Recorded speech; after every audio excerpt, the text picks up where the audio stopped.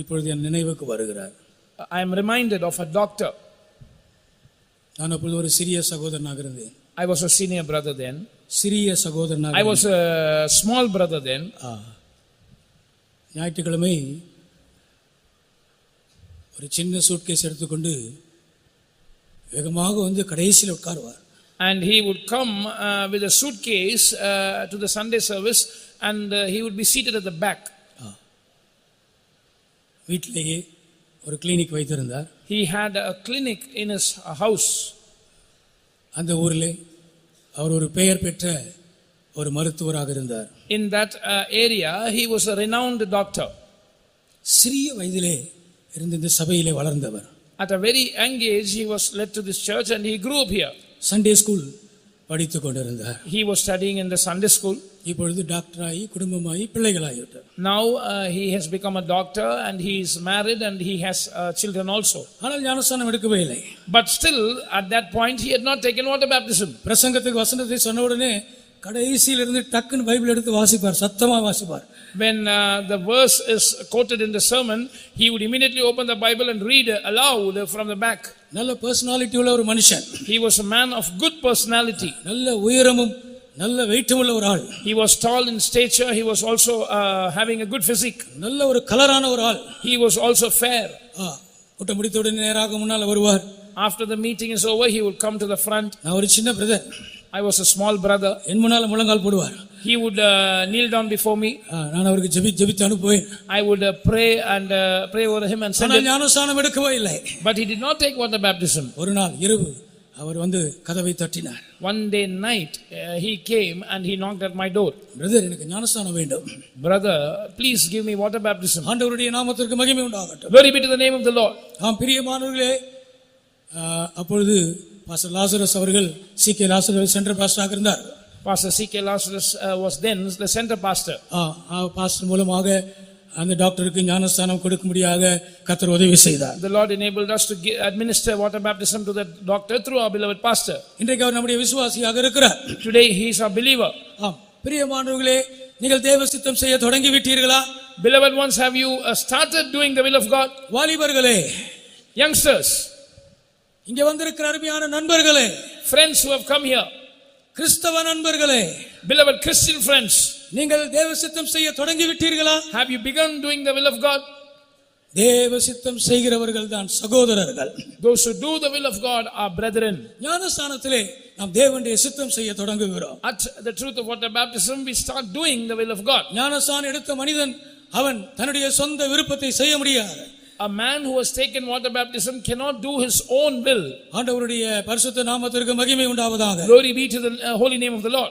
தேவ சித்தம் செய்கிறவர்களுக்கு தேவனுடைய முகத்தை வெளிப்படுத்துகிறார். Those who do the will of God, the Lord is revealing his face to them. பிரியமானவர்களே, தேவனுடைய முகத்தை நீ காணும் பொழுது நீ வெற்றி பெற்ற ஒரு நபராக மாறுவாய். Yes, beloved, when you happen to see the face of God, you will be a successful person.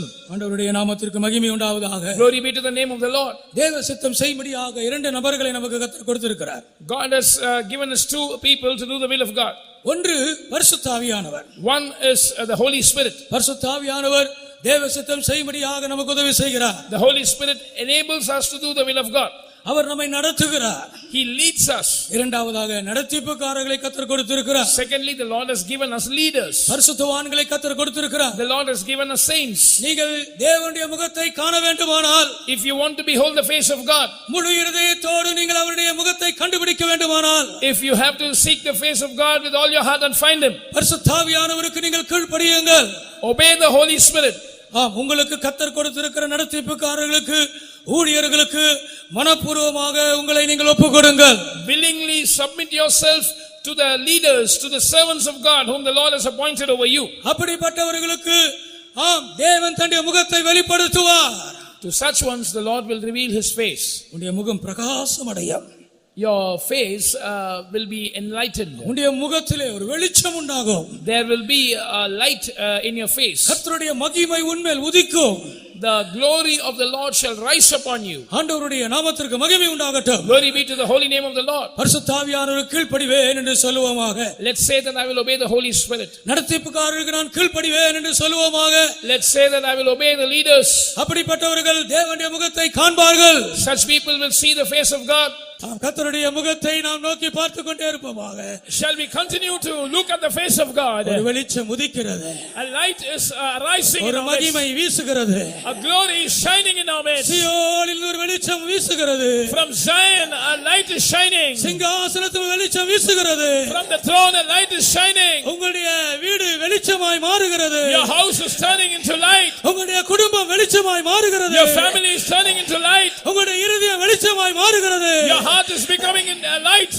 ஒரு புதிய இருதயத்தை கர்த்தர் உங்களுக்கு தந்திருக்கிறார். God has given you a new heart. ஒரு புதிய சரீரத்தை கர்த்தர் உங்களுக்கு தந்திருக்கிறார். God has given you a new body. ஒரு புதிய மனிதனாய் கர்த்தர் உங்களை மாற்றி இருக்கிறார். God has made you a new man. நீ சாட்சியாய் கர்த்தர் நிறுத்துகிறார். God is making you a testimony. பிசாசு தோற்று போனார். The devil is defeated. பிசாசு தோற்று போனார். The devil is defeated. இயேசு ஜெயித்தார். Jesus has overcome. சிலுவையிலே அவர் ஜெயித்தார். Jesus has overcome on the cross. பிசாசின் தலை நசுக்கப்பட்டது.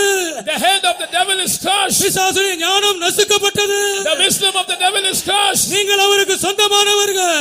You belong to him. நீங்கள் அவருக்கு சொந்தமானவர்கள். Those who belong to the days of evil. ஓ அவருடைய அன்பினால் அவர்களை நிரப்புகிறார். The Lord is filling them with his love. இயேசுவே ஆண்டவர் மரணத்தினின்றும் உயிர் தெழுந்தார். கால்கள் யாவும் முடங்கும், நாவு யாவும் போற்றிடும் அந்த இயேசுவே ஆண்டவர். இயேசுவே ஆண்டவர் மரணத்தினின்றும் உயிர் தெழுந்தார். கால்கள் யாவும் முடங்கும், நாவு யாவும் போற்றிடும் அந்த இயேசுவே ஆண்டவர். இயேசுவே ஆண்டவர் மரணத்தினின்று உயிர் தெழுந்தார். கால்கள் யாவும் முடங்கும், நாவு யாவும் போற்றிடும் அந்த இயேசுவே ஆண்டவர்.